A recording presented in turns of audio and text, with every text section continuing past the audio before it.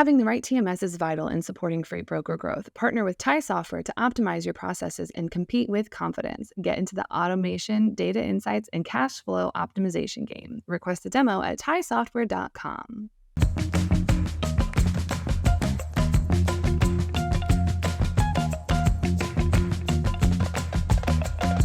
Welcome back to another edition of Check Call. Today we're covering the all-important question of when it comes to software, do you buy it off the shelf or build your own?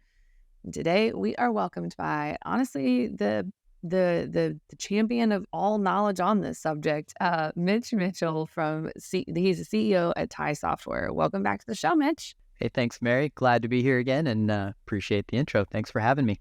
I mean, I like to think that you are like the king of this because you I don't know, I feel like anytime someone's like build or buy, your name naturally comes up. And since, you have that deep history of literally building software and now you sell the solution, you kind of are the perfect expert on this.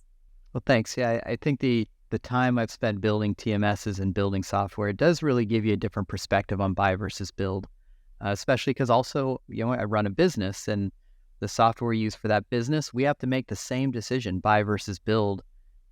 However, that decision becomes even more difficult to go on the buy side because I have software developers on staff. I have the development tools. I have everything we need to build anything. But sometimes it's not the right choice. Exactly. So I guess when it comes to knowing if you have the right or wrong choice, what are some of those? Well, I guess in a quick little overview, what are some things that would indicate, if I'm a 3PL or freight broker and I'm looking at a new TMS or a new software, what are some things I need to look at for, okay, yes, this is buy and yes, this is build? Yeah, so let's hit the high points quick. The key elements here, if I'm going to buy versus build, what we need to be thinking about is it part of our core business? And core business is things that we should be thinking about building for rather than buying. Now, if you're a freight broker, software probably isn't your core business. Another way I like to think about core business is, will a customer pay you for this? And that's when we think about it as well as along those lines. So is it part of your core business? Super important. Number two, security. Do you have the infrastructure to put security around what you're doing? And then number three is maintenance. Are you willing to continue to maintain this software product that you build?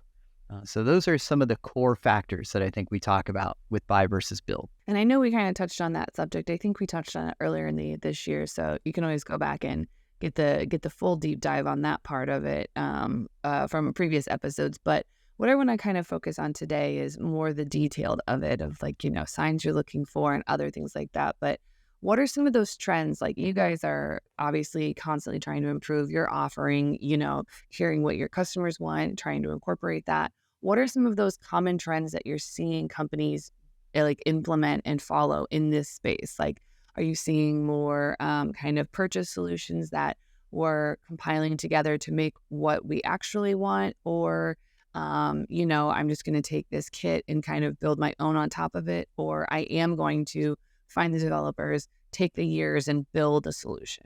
Yeah, so especially in the TMS space for freight brokerage and for asset-based, the largest TMS is the homegrown solution, the build solution. So that is still the predominant system out there, especially if you count number of users or freight volume through it, because all of the really large brokers have built their own TMS. However, that model has changed a little bit. Like when we think about 10 years ago, on-premise products were really a lot more predominant than SaaS-based. And 10 years ago, ERP systems were a little different. But we've evolved past that. We've evolved past this on-premise type of solution, and cloud-based systems are a lot more prevalent. And so even when we think of something like a CRM, the biggest CRM in the industry is Salesforce. And Salesforce is really cool because it's something that you can buy and you get all of the cool functionality that Salesforce gets. But then on top of that, you get this tremendous marketplace of products and things, and then also the capability to improve it yourself. So this is a great example of the evolution of buy versus build. where you can buy something that gets you 80 to 90% of the way there and then supplement it with some of your own special work. And if you're a larger broker or you have a really unique business model, this is a great way to go, is to do something along these lines where you're buying a product that has connectivity and has flexibility so that you can connect to it. And if we're talking about a modern architecture and a modern path forward, that's the way that most people should be thinking about it. Is I don't need to buy a CRM or build a CRM. I need to buy a CRM and enhance it. Or I need to buy a TMS and maybe enhance it some for my specific needs.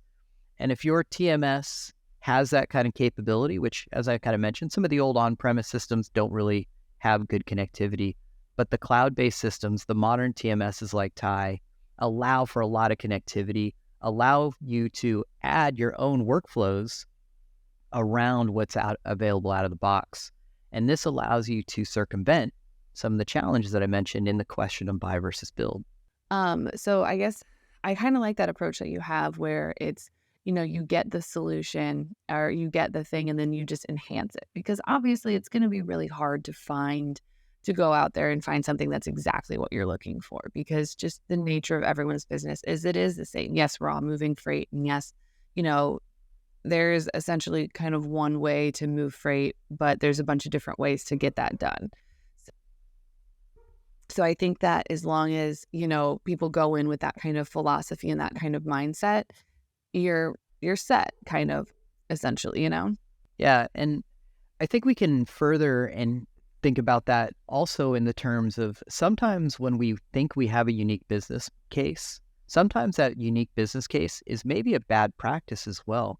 So that's another area that I think we should really think about when you are looking at products that are off the shelf, not just for TMS, but for anything that you're using, is that if you have a unique business case, is that unique business case really adding value to your business? Or is it something that's in place because maybe you've done it for a long time, or maybe it's not as efficient as the way your TMS provider or your CRM may be proposing? And I think that's a really important thing to look at if we're running a business, is we should be under continual improvement of our business.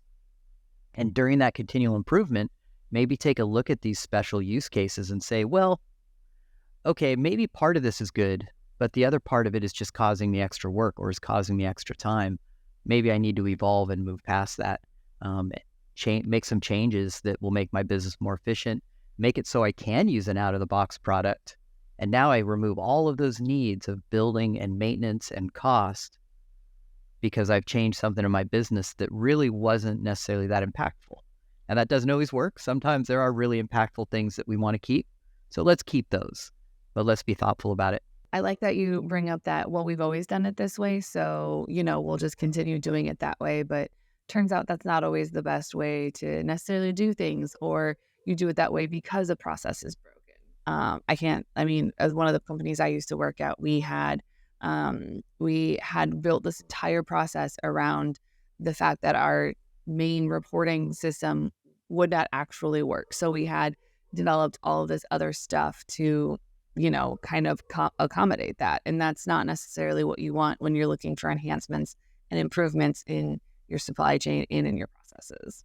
Yeah, I think that's really well said. And then you can compound that by, even if you think about then, like, all right, well, we're going to bring in this new, in your case, a new reporting system, and that new reporting system is supposed to help us. But then you also have to be conscious enough to think like, okay, all of these other steps that we did were because of that reporting process, but that was done 2 years ago. So we probably forgot that we do that only because our reporting system sucks, right? And so now you're putting a reporting system in place, and you're going to hope that reporting system can still support all these wonky things that we were doing to circumvent or to supplement our reporting system. But really what we wanted to do was put a new reporting system in place and drop all those wonky workflows and get rid of them. But we got to somehow remember like, oh yeah, this was put in place because our old system sucked. But that's so hard to remember. And that's why it becomes important to rethink some of these things and take away it's the way we always done it, or just because. I cannot say how many times I've come across this, and it's just been a complete pain. But I guess when it comes to, okay, so I'm sitting here and I'm a brokerage and I've decided, you know what, we're going to go find a new TMS, or we're going to go see what's out there and figure out if it's something that we need to entertain building it. But like, I guess, when is it worth it that to sit there and say, okay, well, we can't find something that we like or we don't think that we like. So I'm going to go hire a bunch of devs and spend 2 to 3 years waiting and creating this system. So I guess, when do I know that that's worth it? Because to me, it just seems like that is more of a headache to go out, source yourself a dev team, wait a couple of years, build a product, and then keep them on so you can continue to make enhancements and improvements, when in reality, I could take that money that I would be spending for a dev team and all of those salaries, buy myself a very nice TMS, have maybe a couple people on to hire a couple extra people to monitor it, get some integrations going, and and then I don't have to manage the security. I don't have to manage any tech support issues. I can just call someone who in my contract has to respond within X amount of time, or I have a minimum uptime, and I don't have to sit there and figure out the problem myself. Because I'm not gonna lie, I lean a lot more towards the buy side because of the support aspects alone. So I guess, at what point in time does that I can pick up the phone and have my problem solved versus I need to actually sit here and figure out this problem? Yeah, I think you articulated that so well. And uh, one of the things I like to share, especially with freight brokers, is that freight brokers deal with this experience frequently where you go to a shipper and you say, hey, I'm a freight broker. I understand the freight industry really well. I can add value to your business. And the shipper can then reply with, well, I know what a carrier is. I don't really need you. But the freight broker has a tremendous amount of experience and value that they bring to the process. That's why freight brokers are growing in the US, is because freight is more complicated than we give it credit for, right? In its simplest, we put some stuff on a truck, we move it to another point, and we unload it, right? That's what we're really doing here. But it's so much more complicated that there's so many intricacies to it, and it's so important that we have expertise around it. But then when a freight broker says, well, I don't really need anyone to build technology for me, I'll just do it myself, they're kind of circumventing their own business model, because the technology component is so complicated. There's so much to technology that is easy to underestimate, and it's extremely complicated. It's important that you have professional technology people handling your technology, just like it's important to have professional freight people handling your freight. And I think that's the core component of it. But then let's get into the real, like, when do I buy versus build? And I kind of mentioned this a little bit earlier, and is it part of your core business? So one of the terms that I like is and that I read somewhere else, and I'll give credit where it's due here, but core versus context. And it's from a book called The Unicorn Project, which really articulates the software development lifecycle in a really great way. But when it comes to buy versus build, the term core versus context, I think, really matters. So if it's core to what you do, meaning, and your customers will pay you for it, then maybe you should build it. But if it's providing context to your work, then you should probably buy it.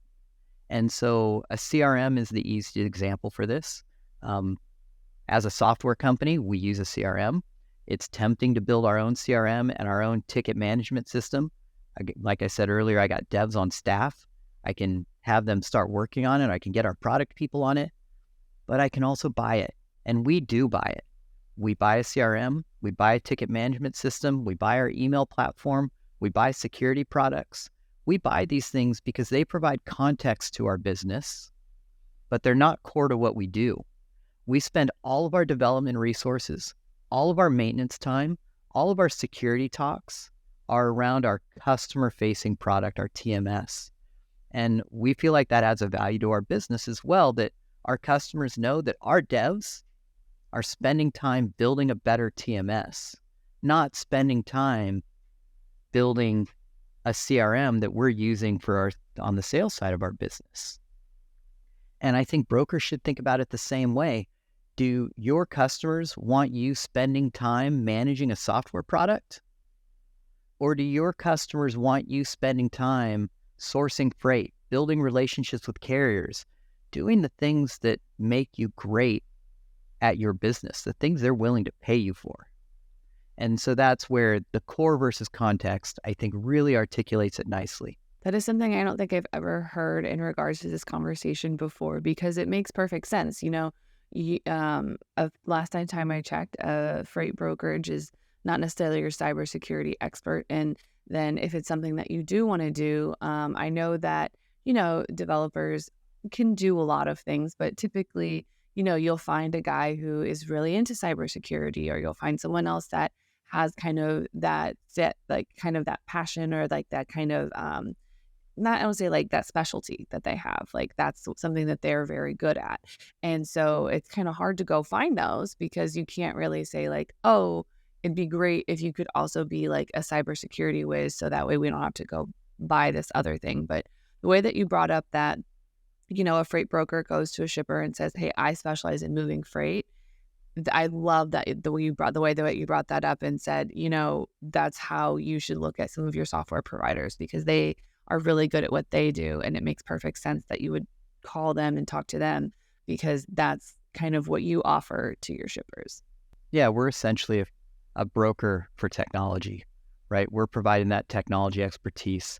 We're your partner on the technology side, just like our freight brokers are partners to their shippers and providing that added value. And I think it's a really important thing to think about when you're a technology provider and when you're a logistics provider. Like, what is your core responsibility and how are you handling that? And that should be have a huge impact on your buy versus build conversation. And I also like to think that if something goes wrong and the system goes down, which I don't anticipate, heaven forbid it does go down, or there is an error, it also has to be nice that you can pick up the phone and talk to your people, as opposed to like everybody storm down to Joe's desk and be like, Joe, what happened? Why is this not working? That should probably be better for everyone. Yeah, for sure. So I think those are great topics to get into too. And I just had an experience recently where I was talking to somebody about their current on-premise software solution, and they had a power outage in their area, and their power backups were only going to last for 15 minutes. And they were then going to fail over to this other offsite system that they had, which they hadn't run in, even turned on in months. They had no idea if it was going to work or not, because they never tested it. And the amount of stress and anxiety that was causing, a freight guy was trying to explain this technology experience they were having. And that really landed hard for me, because I was like, man, why are you wasting so much energy on this? Like, if your power goes out in your office, I don't want you having to worry about what your technology is going to be doing. You should be worried about like, okay, well, how am I going to manage the new incoming orders? How am I going to talk to my customers? How am I going to deal with my staff? Same thing, like maybe if God forbid there's a fire in your office, are you worried about, did I bring the tape backups out of my office, or did I back it up somewhere? Like, I hope those conversations are all behind us. 10 years ago, they were fine, but we don't have to do that anymore. And if you have something bad like that happens in your office, I'd much rather the freight broker worried about, okay, how am I going to continue my business? What am I going to do with my staff? What are the people who are impacted by this going to do? Worry about those things and rely on your technology provider to handle it, and hopefully be in a position where you just don't have to worry about it.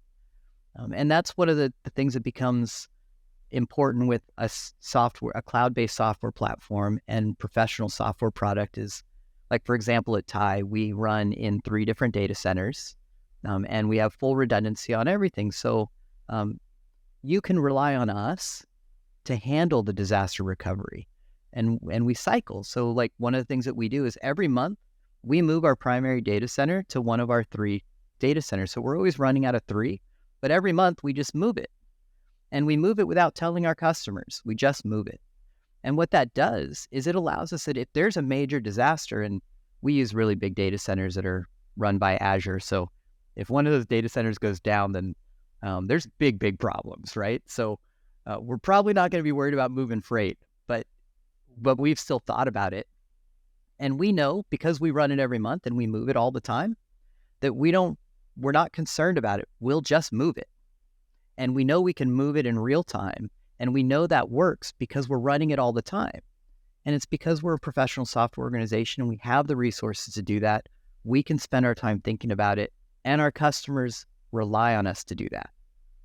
But as a freight guy, do your customers really rely on you to have the technology that's running in multiple geographies? Like that's context for them, not core. Exactly. I love that. Also, that's very impressive that you guys are just like casually flexing on like, oh yeah, we can move to any like massive data center just cause why not?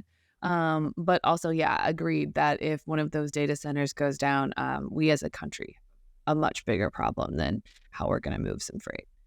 Yeah, probably a little challenge there, but the yeah, and we want to do it because we want to be responsible to our customers, right? And it makes it easier for us if we do it in real time and we're not running offline things, and then we can take advantage of modern infrastructure to provide continued service to our customers and make sure we're doing the best we can to allow our customers to not worry about their technology. It's kind of that like plan for the worst, but hope for the best, but all the time. Like you have those contingency plans on contingency plans on contingency plans. Yeah, and it's nice when you have a contingency plan that's always being run, because then you don't have to be like, all right, well, something bad happened. What do we do in this case? And have to worry about it. Whereas if you build it into your normal life cycle, you don't have, it's not something that is like, oh no, what do we do now? It's just, well, we do what we do every day. And so that makes it so much easier, right? It then doesn't become a process that we're not familiar with. It's just what we do. And that's one of those components that I was talking about that is difficult. And do you have the resources to do that on your own? And do you even want to? But we do. We love that stuff. But that's what we're here to do. I like it. You guys, it makes a lot of sense. Like, see, this conversation is why I'm like, I don't know that if I had a freight brokerage, I would even bother wasting my time spending a year or two. Because it's also not like you can build an entire TMS in 6 months. Like it takes a long time to go from like in conception to, okay, I can start running tests. It takes a long time to get there. So that's why I'm just like, I don't know. To me, it just doesn't seem worth it, but what do I know? And that's another component that it's never ending, right? We, just like our businesses or anything else that we build, you can't build it and then leave it and hope it runs forever. You know, we have to build things and then we have to maintain them. And the maintenance cost is really high on software products. For us, it's 35%.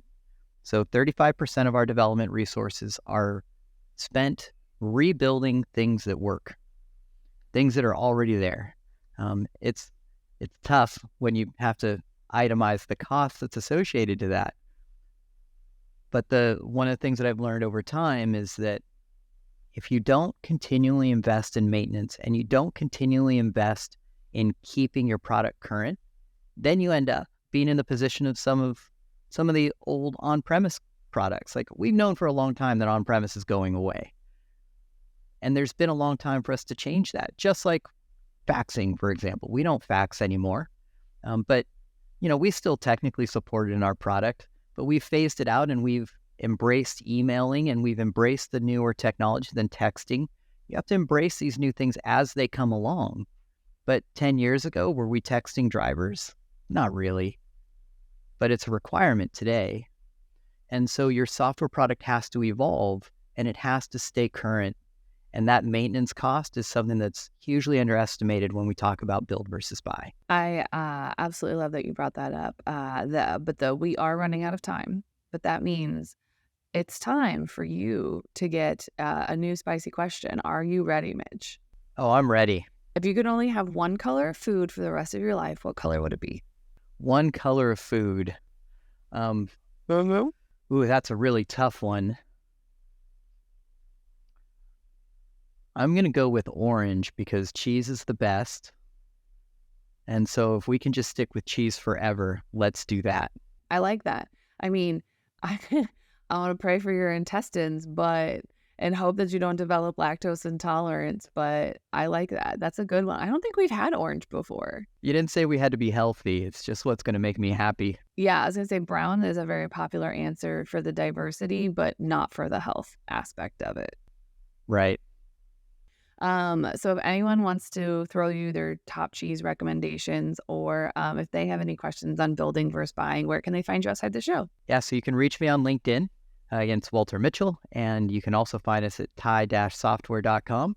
And we're always happy to talk to you guys and anyone out there who wants to learn more about buy versus build or anything TMS related. Awesome. Thank you so much for joining us today. Likewise. Thanks for having me, Mary. Always a pleasure. You can find Check All the Podcasts anywhere you get your podcasts, like Apple Podcasts and Spotify. Don't forget to check out all the other incredible FreightWaves podcasts, such as Tracks Through Time and Truck Tech. Don't forget to subscribe to the newsletter on freightwaves.com/checkcall. See you on the internet.